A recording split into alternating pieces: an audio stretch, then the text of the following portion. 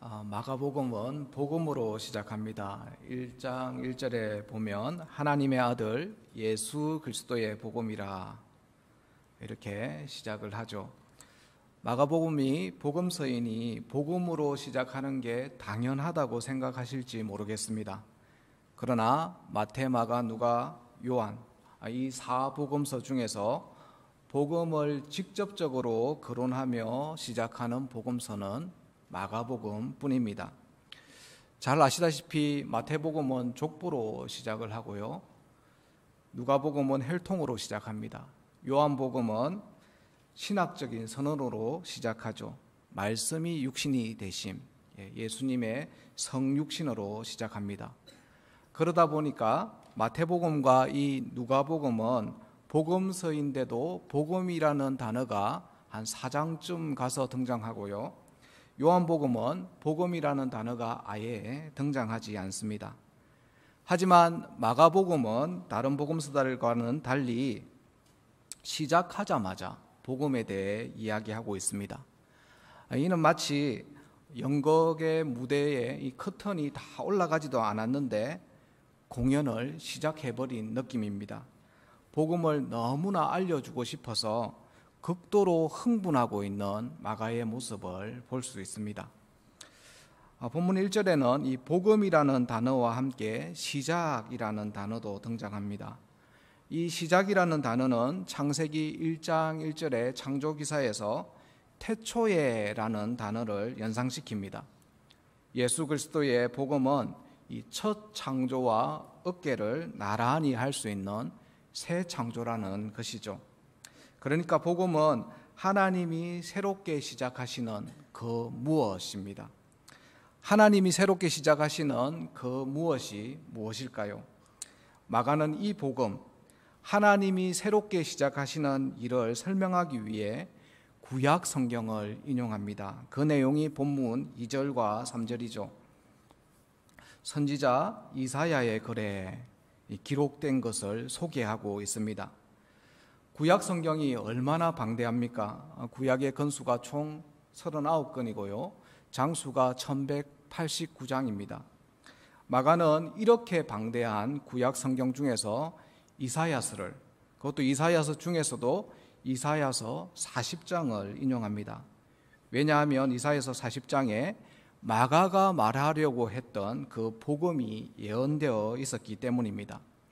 이사야서 40장 9절 10절이죠. 여기에 나오는 이 아름다운 소식이라는 단어가 복음입니다.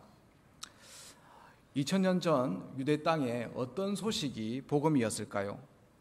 역사적 배경으로 볼 때 당시의 복음은 새로운 로마 황제가 즉위해서 새로운 세상이 열렸다는 소식이 복음이었습니다.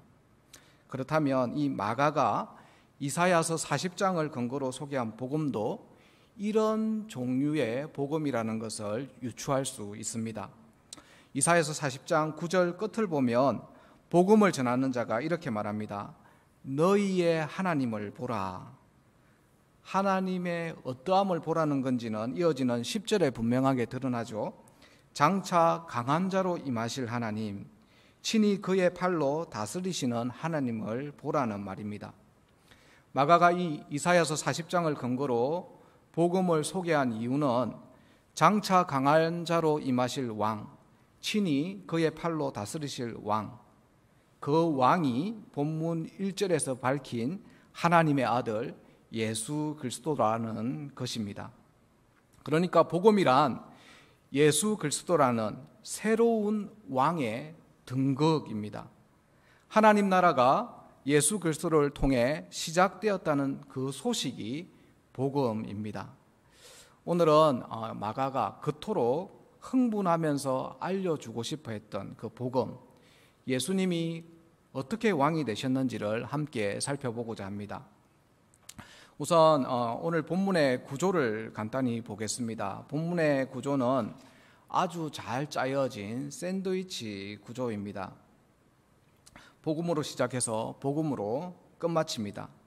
샌드위치처럼 복음이라는 제일 위에 있는 빵과 복음이라는 제일 아래에 있는 빵 사이에 그 샌드위치의 성격을 잘 드러내는 속 복음의 내용물이 담겨 있습니다. 우리는 오늘 이 본문을 통해서 세 가지의 복음의 내용을 발견하게 될 것입니다. 첫 번째 복음은 4절부터 8절에 나옵니다. 첫 번째 복음은 세례 요한의 세례 사역이 복음입니다. 세례라는 단어는 구약에 없는 단어입니다. 그렇다고 구약에 없던 의식이 신약시대에 갑자기 등장한 것은 아닙니다. 1세기 당시 이 세례는 일종의 정결 의식입니다. 쉽게 말하면 목욕입니다. 제사장들의 경우 희생제사를 집례하기 전에 자신을 깨끗하게 씻었는데 그게 일종의 세례였습니다. 그러니까 당시의 세례는 스스로 그리고 반복적으로 행했던 정결 의식입니다. 하지만 요한의 세례는 이와 달랐습니다. 정결 의식으로서의 세례는 스스로 그리고 반복적으로 행한 데 반해서 요한의 세례는 다른 사람에 의해서 그리고 반복적으로 행하는 것이 아니라 단회적인 의식이었습니다. 그의 세례의 성격이 본문 4절에 기록되어 있습니다. 4절에 보면 요한의 세례는 죄사함을 받게 하는 회개의 세례였다고 합니다. 오늘날의 세례는 예수 그리스도의 피로만 가능합니다. 그런데 오늘 본문의 배경은 아직 예수님이 십자가를 지시기 전이죠. 당시의 제사함은 희생제사로만 가능했습니다. 당시 제사함을 어떻게 받았습니까? 이 구약의 제사 방법을 다들 잘 아시죠? 제가 범죄를 했다고 칩시다. 제가 제사함을 받기 위해서는 어떻게 해야 합니까? 먼저 레위기 율법에 따라서 흠이 없는 가축을 골라야 합니다. 그리고 그 가축을 제사장에게 가져가야 합니다. 그 가축을 양이라고 칩시다. 제사장의 집례하에 내가 양의 머리에 손을 얹고 안수를 합니다. 나의 죄를 양에게 전송하는 거죠. 신학적인 용어로 나의 죄를 양에게 전가시키는 겁니다. 그 다음에 내가 직접 그 양을 죽여야 합니다. 제사장이 양의 머리를 꽉 잡아주면 내가 직접 양을 죽여야 합니다. 양이 쉽게 안 죽습니다. 제가 어릴 때 저희 집에 염소를 키웠는데요. 삼촌이 집에서 염소를 잡았습니다.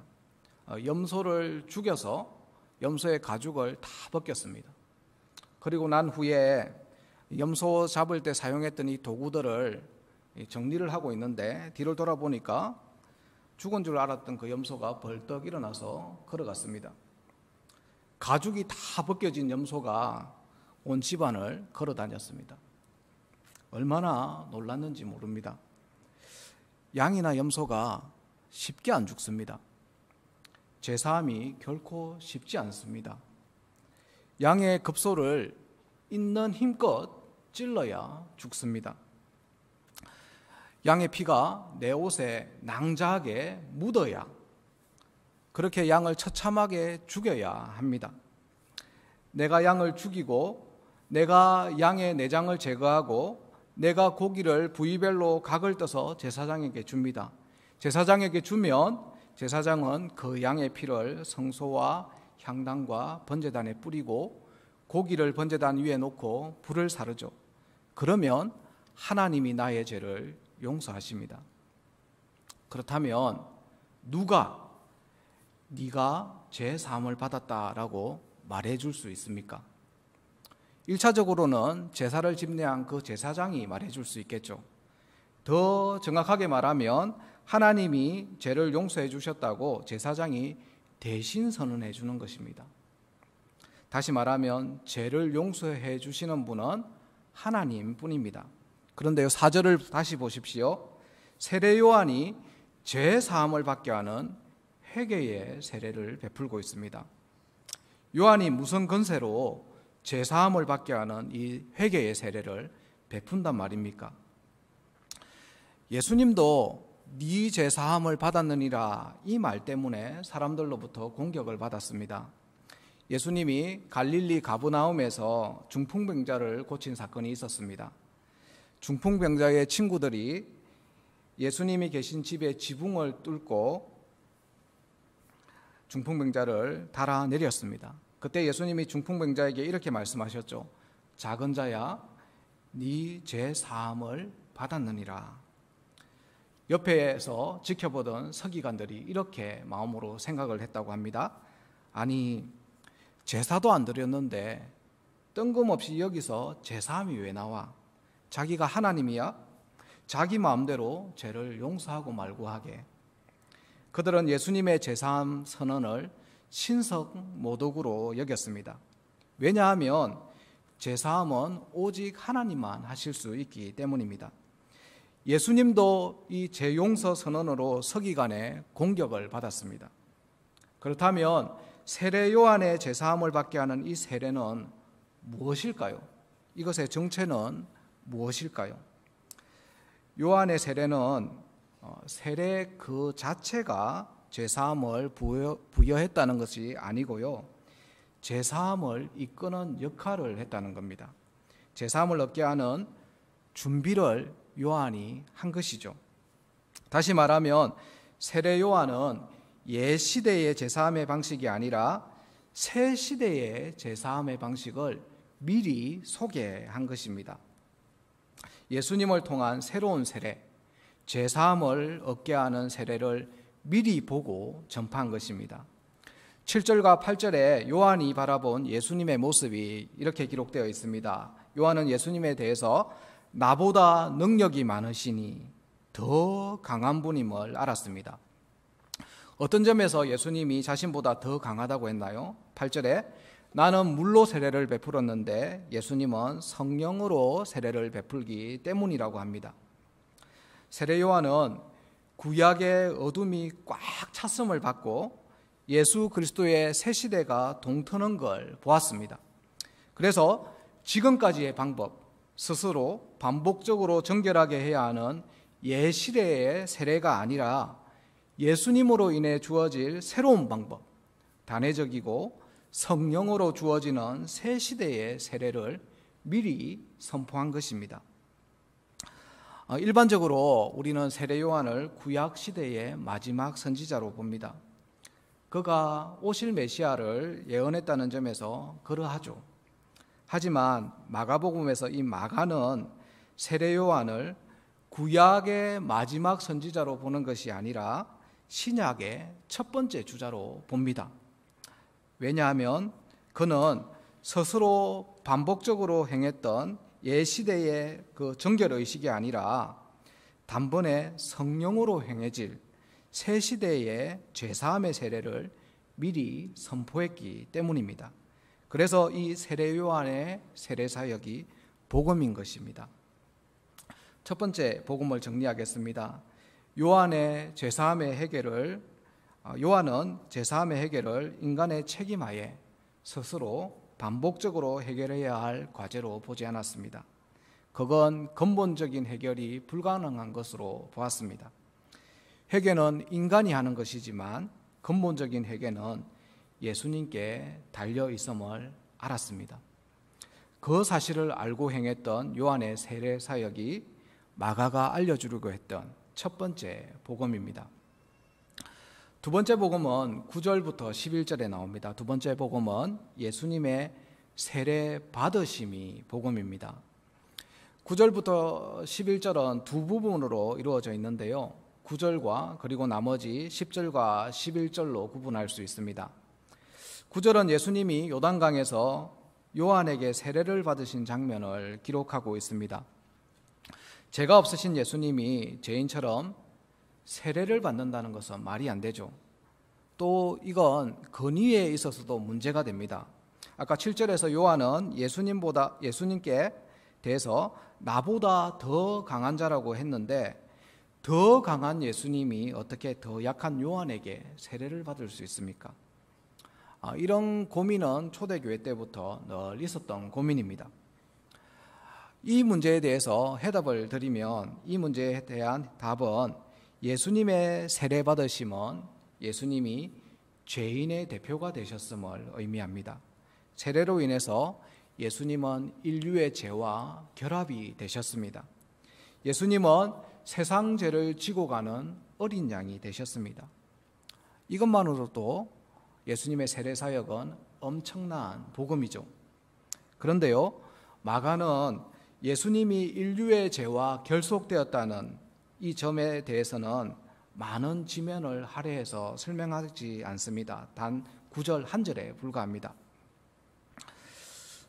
왜냐하면 훨씬 더 알려주고 싶은 복음이 있었기 때문입니다. 그게 뭘까요? 바로 이어지는 10절과 11절입니다. 다 함께 10절과 11절 말씀은 같이 한번 읽어보겠습니다. 곧 물에서 올라오실새 하늘이 갈라짐과 성령이 비둘기같이 자기에게 내려오심을 보시더니 하늘로부터 소리가 나기를 너는 내 사랑하는 아들이라 내가 너를 기뻐하노라 하시니라. 10절에 보면 곧이라는 단어가 나오죠. 앞에 9절에서 세례받으신 사건보다 세례 이후에 발생한 그 사건을 훨씬 더 강조한 표현입니다. 그게 뭐냐 하면 예수님이 물에서 올라오시는 즉시로 하늘이 갈라졌습니다. 그리고 그 갈라진 하늘 틈으로 성령님이 내려오셨습니다. 이어서 너는 내 사랑하는 아들이다 라는 하늘의 음성이 들렸습니다. 이것이 마가가 알려주고 싶어하는 복음입니다. 마가가 왜 예수님이 죄인의 대표가 되신 그 사건보다 하늘이 갈라진 이 사건을 더 강조할까요? 10절에 하늘이 갈라졌다는 이 단어는 하늘이 찢어졌다는 말입니다. 찢어졌다는 건 마가복음 15장에 성소의 휘장이 찢어졌다는 그 단어와 단어상 연결이 됩니다. 마가복음 15장 37절을 보면 예수님이 십자가에서 마지막 숨을 내쉬며 죽으시는 장면을 기록하고 있습니다. 예수님이 숨을 내쉴 때, 마지막 숨을 내쉴 때 38절에서 성전의 휘장이 찢어졌습니다. 이 성전의 휘장이 찢어졌다는 건 성전과 성전 제사의 중요성이 사라졌음을 말합니다. 예루살렘 성전은 이제 더 이상 하나님과 사람 사이에 중재를 할 필요가 없어졌습니다. 더 나아가서 지성소가 열림으로 하나님과 인간 사이에 막힌 담이 완전히 사라졌습니다. 이처럼 성전 휘장이 찢어진 것처럼 하늘이 갈라졌다는 것은 하늘과 땅의 막힘이 없어졌음을 말합니다. 이제 하늘과 땅 사이의 경계가 사라져서 그 찢어진 틈 사이로 성령님이 내려오시고 하늘의 음성이 들리게 되었습니다.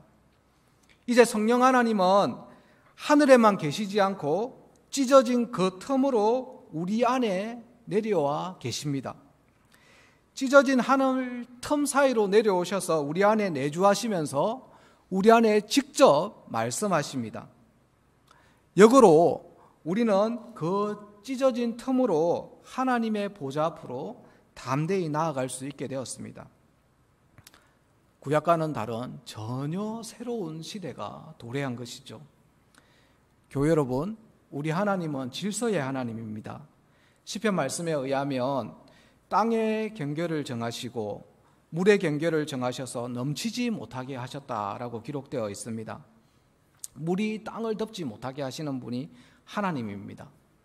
그런데 그런 하나님이 스스로 하늘의 영역과 땅의 영역을 구분하는 그 경계를 허물었다는 것은 엄청난 사건입니다. 그 사건으로 하나님은 더 이상 하늘에만 계시지 않고 찢어진 그 틈으로 내려오셨습니다. 하늘의 다스림이 이 땅으로 침투해 버린 것입니다. 그래서 종말이 이 땅에 침투한 것입니다. 우리는 예수님의 초림과 재림 사이를 종말 또는 말세라고 부릅니다. 개인적 종말, 우주적 종말 이후에나 경험하게 될 그 종말을 어떻게 지금 우리가 경험하고 살아간다는 겁니까? 그게 가능하게 된 것은 예수님이 세례를 받으실 때 하늘이 찢어진 그 틈 때문에 생긴 일입니다. 예수님이 그 틈으로 종말에서야 가능한 하나님 나라를 이 땅으로 확 잡아 당겨버린 것입니다. 그래서 우리는 지금 이 땅에서부터 두 나라를 경험하며 살아갑니다. 대한민국이라는 나라에 살기도 하지만 동시에 천국을 살 수 있게 된 것입니다. 정리하면 마가가 말한 이 두 번째 복음은 하늘에 갈라진 것과 성령에 내려온 사건, 그 사건이 예수님의 세례 받으심 때문이라는 것을 말하고 있습니다. 교회 여러분, 그래서 예수님이 세례 받으심은 복음입니다. 어떤 복음요? 찢어진 하늘 틈 사이로 하나님 나라가 이 땅에 침투했고 그 틈 사이로 성령님이 이 땅에 오셨습니다. 이제 그 나라의 왕으로 예수님이 좌정하셨습니다. 이게 예수님의 세례 장면이 우리에게 알려주는 두 번째 복음입니다. 세 번째 복음은 12절과 13절에 나옵니다. 세 번째 복음은 예수님의 시험 받으심이 복음입니다. 예수님의 시험 장면은 다른 복음서에 보면 마태복음에 보면 11절, 그리고 누가복음에 보면 13절에 걸쳐서 기록하고 있습니다. 하지만 이 마가복음은 단 2절이죠. 그래서 사탄이 돌로 떡을 만들어라 이런 내용도 없고요. 성전 꼭대기에서 뛰어내리라 이런 내용도 없고, 그 다음에 자기에게 절하면 세상 모든 영광을 주겠다는 그런 내용도 없습니다. 또 예수님이 승리하신 그 승리의 방법도 없습니다. 마태복음처럼 순종에 의해서 승리했다는 것도 없고, 그리고 누가복음처럼 성령의 능력에 의해서 승리했다는 내용도 소개하지 않습니다. 왜 이렇게 간략하게 기록했을까요? 아까 10절에서 예수님이 세례를 받으신 후 곧이라는 단어로 하늘의 찢어짐을 알려주고 싶어 했던 것처럼 마가는 여기서도 마음이 급합니다. 12절에서도 곧이라는 단어로 복음을 너무 알려주고 싶어 합니다. 12절 13절에 보면 예수님이 광야에서 사탄에게 시험을 받으셨습니다. 여기서 보면 눈에 들어오는 단어들이 있습니다. 광야, 사탄, 덜짐승이라는 단어입니다. 이 단어들이 뭘 의미하냐면 아담을 상상하게 만듭니다. 창세기 2장 19절을 보면 아담은 땅의 짐승들과 함께 에덴 동산을 다스렸습니다.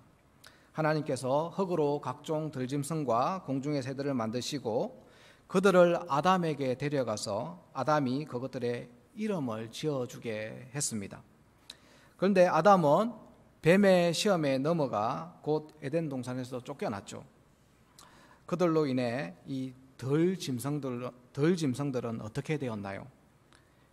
그 아담이 쫓겨난 그 경작되지 않는 폐허에서 사탄의 통치에 놓이게 되었습니다. 이제 이 사탄과 덜짐승이 한 팀이 되어서 광야에서 예수님을 만납니다. 그러니까 이 예수님의 시험 받으심은 아담이 에덴 동산에서 뱀에게 시험 받았던 그 시험을 다시 치르는 재시험의 성격을 가집니다. 그런데 마가는 그 시험 장면을 오늘 본문에 보면 단 2줄로 아주 간략하게 축약해서 기록하고 있죠. 이렇게 짧게 기록한 것은 아주 의도적입니다. 또 이 보면 시험이라는 이 헬라어 단어가 분사 형태로 되어 있는데요. 이게 말하는 것이 뭐냐면 예수님이 시험을 받는 둥 마는 둥 했다는 겁니다. 마가가 시험 장면을 단 2줄로 기록한 것은 예수님이 이 시험에서 사탄을 아주 가볍게 게임도 안 되게 제압했다는 것을 의미합니다. 물론 엄밀한 의미에서 이건 시험이 아니죠. 신들의 전쟁입니다. 예수님은 그 영적 전쟁에서 사탄을 가볍게 제압하셨습니다. 창세기 1장에서 태초의 첫사람 아담은 사탄과의 전투에서 실패했지만 마가복음 1장에서 복음의 시작에서 소개하는 이 둘째 아담 예수님은 사탄과의 대결에서 가볍게 승리하셨습니다. 예수님은 그 전투에서 승리해서 천사들의 수종을 받게 됩니다. 승리의 전리품으로 새 시대에 대한 이 통치권을 획득하십니다. 예수님이 사탄이 주인 행세하던 이 세상에 새로운 왕으로 기환하셨습니다. 정리하면 마가가 예수님의 시험 장면을 통해 알려주려고 한 복음은 예수님의 사역이 사탄을 결박하는 사역임을 분명히 하신 것입니다. 마가복음 3장 20절을 같이 한번 읽어볼까요? 사람이 먼저 강한 자를 결박하지 않고는 그 강한 자의 집에 들어가 세간을 강탈하지 못하리니 결박한 후에야 그 집을 강탈하리라. 이 말씀은 예수님이 바알세불 논쟁 때에 하신 말씀입니다. 먼저 강한 자를 결박한 후에 그 집을 약탈할 수 있다고 말씀하고 있죠. 무슨 말이냐면 예수님이 사탄을 결박하셨다. 예수님의 사역이 사탄을 결박하는 사역이라는 것을 분명히 알려주신 것입니다. 예수님이 사탄보다 더 강하다. 예수님이 사탄과의 싸움에서 최종적인 승리를 하셨음을 알려주는 것입니다. 이것이 예수님이 사탄에게 시험받는 장면을 통해 알려주고자 한 복음입니다. 제가 어릴 때 설 명절이 되면 집안 어른들이 저에게 이런 질문을 던졌습니다. 보통 설 하루 이틀 전에 물었죠. 네 이제 몇 살이고 이렇게 묻습니다. 그럼 저의 대답은 설 세면 이제 몇 살입니다. 설 세면 7살입니다. 이렇게 대답했습니다. 어떨 때는 이걸 착각해서 나이를 양력 나이로 잘못 말했다가 나이를 다시 1살 빼기도 했습니다. 적어도 저희 집에서는 옛날에 설을 기준으로 지난해와 새해를 구분했습니다. 음력설이 지나야 진정한 새해가 시작되었다고 보았습니다. 음력설이 지난해와 새해를 구분하는 기준이었습니다.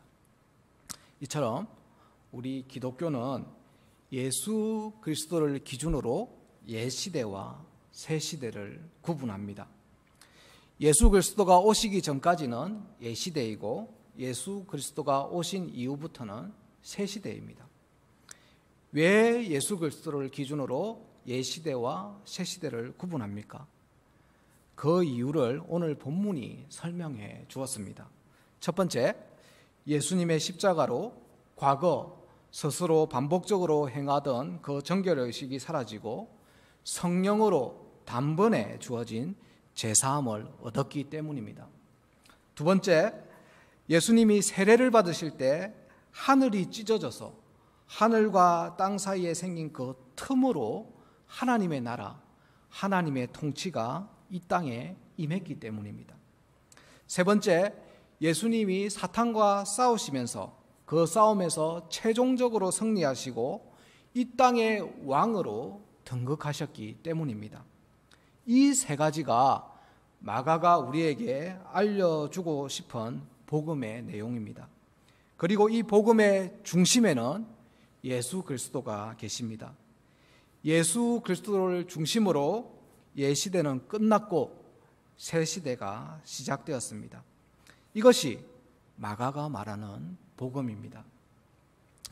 교회 여러분, 이 복음에 여러분이 그리고 우리가 기여한 바가 있습니까? 전적인 하나님의 은혜죠. 인간이 기여한 것은 아무것도 없습니다. 우리가 할 수 있는 것이라곤 이 새 시대의 선포, 이 새 시대를 받아들이든가 아니면 거부하든가를 선택하면 됩니다. 예수님이 만드신 그 구원의 길을 따라가든가 아니면 거절하든가를 선택하면 됩니다. 믿음으로 반응하든가 아니면 내가 살던 대로 내 고집대로 그냥 살아가든가를 선택하면 됩니다. 정리하면 이 땅에 임한 하나님 나라를 살아낸다는 것은 또는 하나님 나라에 들어간다는 것은 천국을 산다는 것은 우리가 기여한 바가 전혀 없는 그 길, 하나님이 친히 준비하시고 만들어가는 그 길에 하나님이 우리를 초청하시는데 그 초청하는 그 은혜로운 초청을 믿음으로 받아들이는 것 뿐입니다. 결론을 맺겠습니다.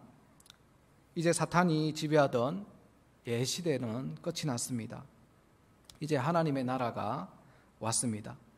하나님이 통치하는, 예수님이 통치하는 새 시대가 시작되었습니다. 그럼 우리가 해야 할 일은 무엇일까요? 우리가 할 일은 이 복음을 믿음으로 받아들이는 것 뿐입니다. 마가가 오늘 본문 마지막 15절, 마지막 절에서 이렇게 선포합니다. 회개하고 복음을 믿으라. 여기서 회개는 사탄이 지배하던 옛 시대로부터 벗어나는 것입니다. 이어서 예수님이 다스리시는 새 시대로 들어가는 것입니다. 주권의 변화를 인정하는 것, 왕의 교체를 받아들이는 것이 회개입니다. 하나님 나라는 우리가 하나님의 통치를 받아들이는 그만큼, 우리가 하나님 나라를 받아들이는 정도로 우리에게 주어질 것입니다. 달리 표현하면 우리가 우리 자신을 내려놓는 것만큼 하나님 나라가 우리 안에 채워질 것입니다. 옛시대가 끝났으니 하나님 나라를 받아들이는 우리 모두가 되시기를 바랍니다. 뿐만 아니라 이 소식을 전파하는 우리 모두가 다 되어지길 주님의 이름으로 축원합니다.